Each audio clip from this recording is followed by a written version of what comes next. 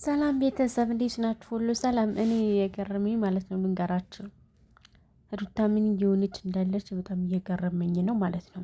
ይህን ያክል ስንት ነገር እያለቀሽ ስንት ነገር ሆነሽ ችለሽ አብረሽን አልፈልግም ብለሽ ችለሽ ኖረሽ አሁን እንደዚህ ከውስጥሽ ላይ ወጣለሽ። ለምንድን ነው በዛን ሰዓት እንደዚህ ሆንሽው? እኛ እኮ ብለንሻል፣ እርጉዝ እያለሽ ላይ ከብደሽ ይችላል ግን ልጅ ከወለድሽ በኋላ ብዙ ነገሮቹ ከባድ ሊሆኑ ይችላሉ ብለን እኮ ረጅም ጊዜ እኮ መክረንሻል ማለት ነው።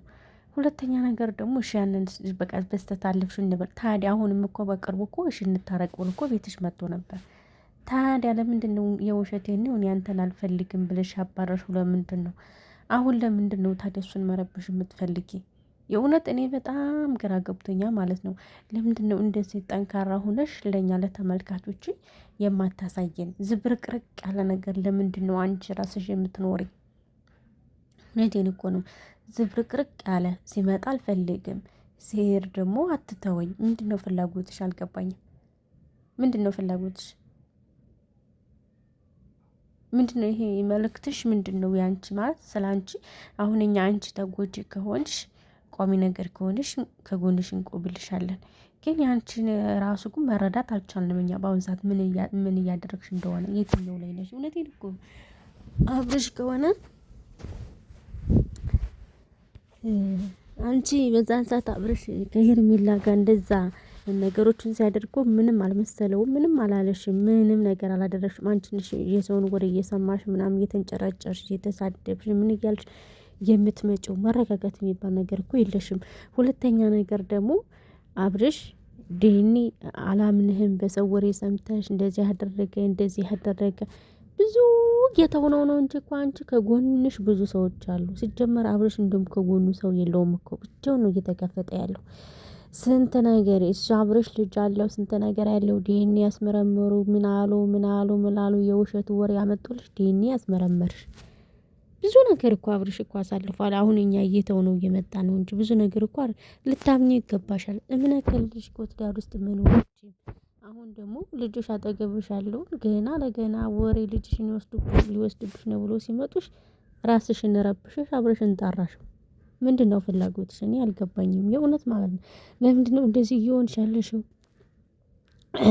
እና ከጎንሽ ምንም ትክክለኛ መረጃ አንቺን መጥቶ የሰጠሽ ያስረዳሽ የለም። መማር ትችላለሽ እኮ ከአብርሽ ከአሁን በፊት ልጅ አለው ብለሽ ያስመረመርሽው ልጅ እኮ እንትን ማለት ትችላለሽ። እኔ እኮ ብዙ ነገር እኮ አድርገሽዋል። አብርሽ እኮ ከጎንሽ አብረሽ ልጅ አለው ብለው ልጁን አንጥተው ቤቱ ሁሉ ጥለሽበት ሄድሽ እኮ። እሱ እንደውም በፍቅር ልጁን ያዘው። ብዙ ነገር እኮ አሳልፏል አብርሽ። ማርያምን እየተው ስለሷ ስለማያወራ ነው እንጂ እኛ አስተዋይ ከሆነ ዝም ብለን ቆመን ካየን እኮ ብዙ ነገር እኮ አብረሽ አሳልፏል እኮ። ያንን እንኳን ይቅርታ ራሱ እኮ አልጠየቅሽውም። ብዙ ነገር ብለሽዋል እኮ ሩታ ማለት ነው። ሙነሽ ነው። አሁን ደግሞ ይሄ ቪዲዮ የራቁት ቪዲዮ አልሳካልሽ ሲል ደግሞ ልጄን ሊሰርቀኝ ነው ብለሽ መጣሽ በሱ። እንዴ ለምንድን ነው ልጅሽን የሚሰርቀው? እሱ መጥቶ ማየት እየቻለ ነው። አልከለከልሽው፣ ልጁን እያገኘው ነው። ለምን ይሰርቃል? ለምንድን ነው መጥፎ ነገር ብቻ የምትሰሪ? እኛ አንቺን ብንጠላሽ ለምንድን ነው የምታደርጊ? ነገር ብቻ አትቢ። ቁም ነገር አዘን ነገር አንቺ ጠንክረሽ እንትን በቃ ስታወሪ ጠንካራ ትመስያለሽ፣ ግን ውስጥሽ በጣም እየተበሳጨሽ ራሽን እየጎዳሽ ነው ያለሽው። ለምን? እውነቴን እኮ ነው። የምታወሪው ሌላ ተግባርሽ ሌላ። እንዴ ይሄ ደግሞ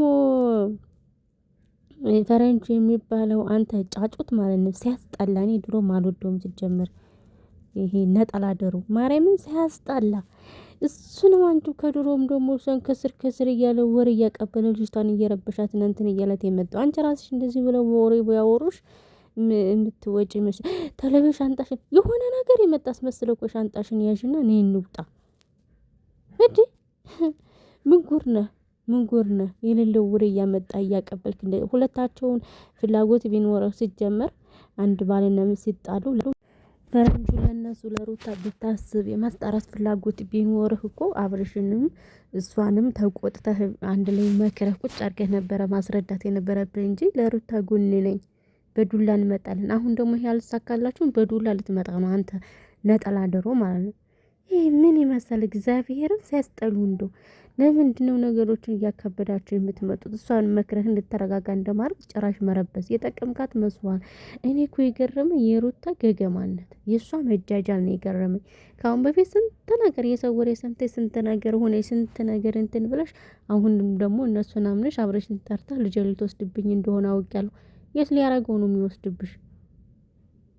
የት ሊያረገው ነው የሚወስደው? የማይመስል ነገር ድራማ ስትሰሩ ማርያምን ስታስጠሉ አንዳንዴ። ረ ለተመልካች ክብር ይኖራችሁ። ለምንድን ነው አንቺ ሰው እንዲጠርሽ እያደረግሽ ያለሽው በገንዛ እጅሽ?